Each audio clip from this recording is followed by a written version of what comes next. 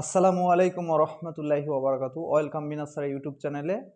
আজকে আমরা উৎপাদকে বিশ্লেষণ করো নবম এবং দশম শ্রেণী অনুশীলনী 3.3 এর 11 এবং 12 নং প্রশ্নের সমাধান নিয়ে চলে এসেছি। তো চলো শুরু করা যাক। ডিয়ার স্টুডেন্ট, দেখো আমাদের 11 নং প্রশ্নতে বলেছে যে এ স্কোয়ার -30a প্লাস 216, এটাকে আমাদের উৎপাদকে বিশ্লেষণ করতে বলেছে। তো আমি প্রতিনিয়ত তোমাদের বলে আসতেছি যে আমরা উৎপাদকে বিশ্লেষণ করো এই বিষয়গুলো তিনটি বিষয় মাথায় নিয়ে এসে সমাধান করে থাকি। যেমন আমাদের দেখতে হয় ওই বীজগাণিতিক রাশিটিতে কমন যাচ্ছে কিনা, অথবা মিডিল ফ্যাক্টর বা মিডিল টার্মে আসছে কিনা, অথবা বর্গ অথবা ঘনের সূত্রতে অ্যাপ্লাই করে আমরা ফিনিশিং টানতে পারি কিনা, এগুলো আমরা মাথায় রাখি।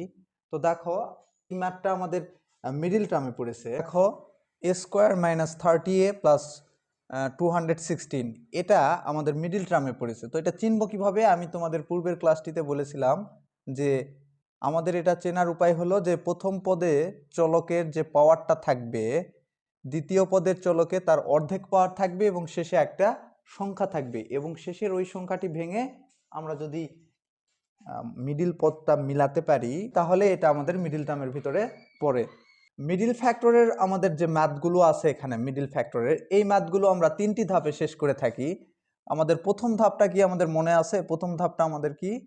আমাদের প্রথম ধাপটা হলো যে শেষে যে আমাদের পদটা থাকবে এই পদটা এবং প্রথম পদের যে চলকের প্রথম পদের চলকের যে সহগ, সেই সহগটা আমরা প্রথমে গুণ করে নিই। তো দেখো এখানে আমাদের শেষের পদটা হলো 216, আর প্রথম পদের আমাদের সহগ, প্রথম পদের সহগটা আমাদের কিছুই নেই, মানে এখানে আমাদের 1 আছে। তাহলে এই দুইটা গুণ করে আমরা পেলাম কত? 216। তারপরে আমাদের দ্বিতীয় ধাপটা কি?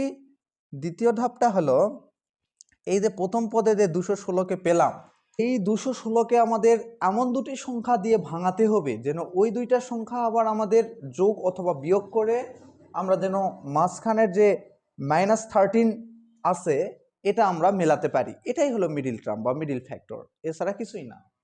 তো দেখো দ্বিতীয় ধাপে আমরা এই 216কে আমরা এমন দুটি সংখ্যা দ্বারা ভাঙবো। দেখো আমরা একটু ক্যালকুলেটর ব্যবহার করি। তাহলে 216 ভাগ, আমি যদি প্রথমে 10 দেই, না দশমিক আসতেছে 12 দেই, আচ্ছা 12 দিলে আমার আসতেছে হলো 18। তাহলে 12 আর 18 30। হ্যাঁ ঠিক আছে, 12 আর 18। তাহলে দেখো আমি যদি 216কে এই যে 12 আর 18 এই দুইটা সংখ্যা দ্বারা ভাঙাই, তো এখন আমি কি করব?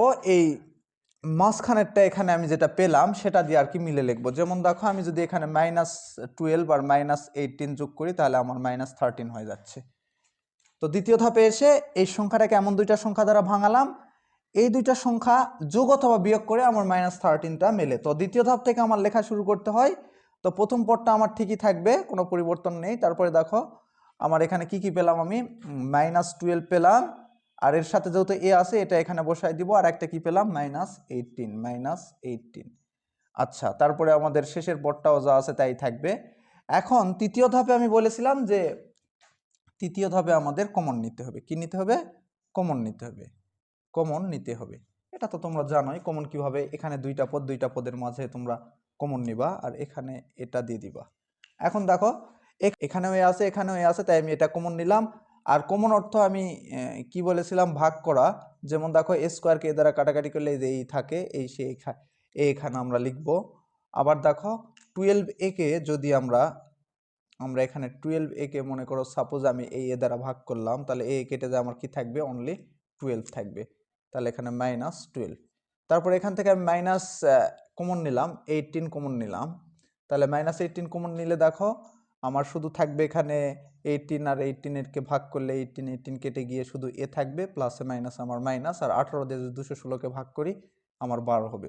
আর এখানে এসে আমাদের দেখতে হবে যে এই যে এখানে আর এখানে এই কমনের দুইটা পদে এখানে যদি আমাদের দুইটা কমনই একই হয় তাহলে আমি বুঝবো যে আমার উৎপাদকের বিশ্লেষণটি মিডিল টার্মে ঠিক হয়েছে। তো তারপরে আমরা কি করব? আবার দেখো এই পদেও a-12 আছে, এই পদে a-12 আছে। এই জন্য আমি কি করব? দুইটা পদ থেকে আমি যে কোনো একটা কমন নিব। তাহলে a মাইনাস টুয়েলভটা আমি কমন নিলাম, তাহলে আমার বাকি থাকে এখানে দেখো আবার এই যে এটাকে যদি আমি এভাবে a মাইনাস টুয়েলভকে a ইন্টু a মাইনাস টুয়েলভকে যদি আমি a মাইনাস টুয়েলভ দ্বারা ভাগ করি, তাহলে এটা কেটে যায়, অনলি থাকবে শুধু a, এখানে থাকতেছে a, তারপরে মাইনাস আছে মাইনাস, আবার এটা যদি আমি এটাকে ভাগ করি তাহলে এটা কেটে যায়, শুধু থাকবে 18। তাহলে দেখো উৎপাদক মানে শেষে আমাদের গুণফল আকারে প্রকাশ করতে হবে, এই যে আমরা গুণফল আকারে প্রকাশ করেছি, এটাই আমাদের অ্যান্সার। দেখো এখন আমরা 12 নং প্রশ্নটির সমাধান করব। তো আমরা এগুলো বোর্ড বইয়ের প্রশ্নগুলো সমাধান করতেছি। তো দেখো আমাদের 12 নং প্রশ্নতে মিডিল টার্ম বলেছে যে এটাকে আমাদের উৎপাদকে বিশ্লেষণ করতে বলছে। তো আমি কিন্তু খুব সহজেই বলে দিতে পারলাম এটা মিডিল ফ্যাক্টর বা মিডিল টার্ম। তুমি কিভাবে বলবা? এটা বোঝারও কিন্তু একটা ট্রিক্স আছে, দেখো একটু লক্ষ্য রাখো। মিডিল ফ্যাক্টরগুলো এভাবে তোমার আসবে যে প্রথম পদের চলকে যা পাওয়ার থাকবে দ্বিতীয় পদের চলকে তার অর্ধেক পাওয়ার থাকবে এবং শেষে একটা সংখ্যা থাকবে। ইভেন এই সংখ্যাটা এমনভাবে আমরা ভাঙাবো যেন ভেঙে যোগ অথবা বিয়োগ করে আমার মিডিলের যে পদটা থাকবে সেটা আমি মিলাই দিতে পারবো। ক্লিয়ার? এতটুকুই তো। তারপরে দেখো এই যে মিডিল ফ্যাক্টরকে আমি 3টা ধাপে তোমাদেরকে শিখাইতেছি। এই 3টা ধাপ প্রত্যেকটা মিডিল টার্ম বা মিডিল ফ্যাক্টরে অ্যাপ্লাই করলে তুমি খুব ইজিলি সেই ম্যাথটি সমাধান করতে পারবা। যেমন দেখো ধাপ 1-এ আমাদের কি করতে হবে? শেষের যে পদ আছে এবং প্রথম পদের যে সহগটা আছে এটা গুণ করে নিতে হয়।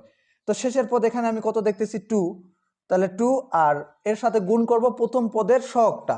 তো এ তো আমাদের চলক, তাহলে এর সাথে যে সংখ্যাটা থাকবে সেটাই আমাদের সহগ। 2 থাকলে 2 সহগ, 3 থাকলে 3 সহগ, কিছু নেই, তাহলে আমরা 1কে সহগ ধরতেছি। তাহলে এই দুইটা আমরা গুণ করে আমরা কত পেলাম? 2 কে 2।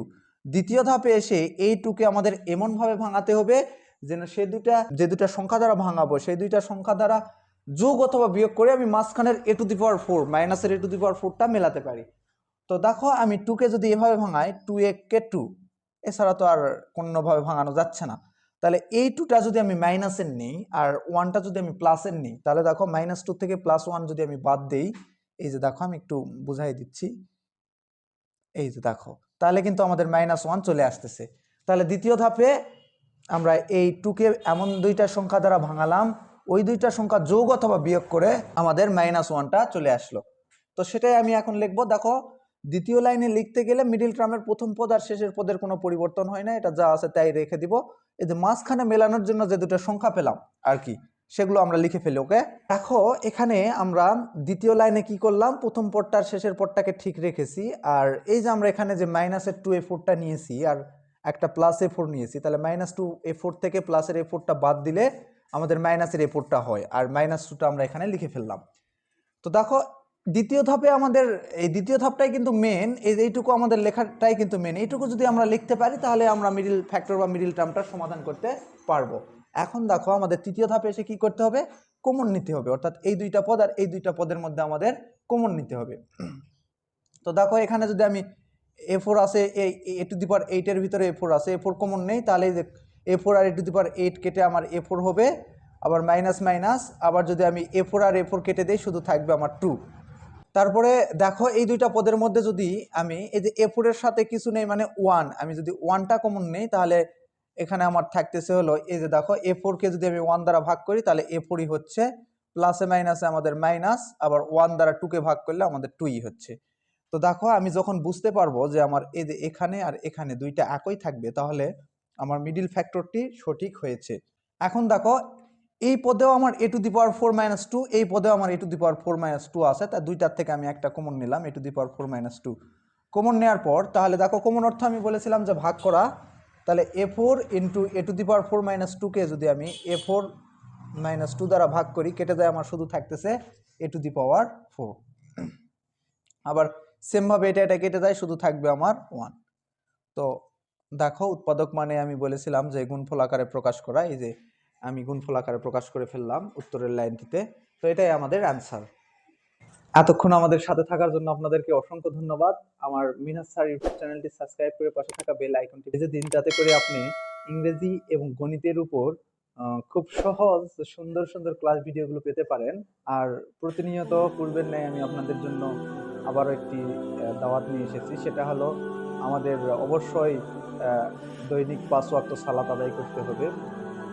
আপনারা ভালো থাকবেন, সুস্থ থাকবেন। আসসালামু আলাইকুম ওয়া রাহমাতুল্লাহি ওয়া বারাকাতুহু।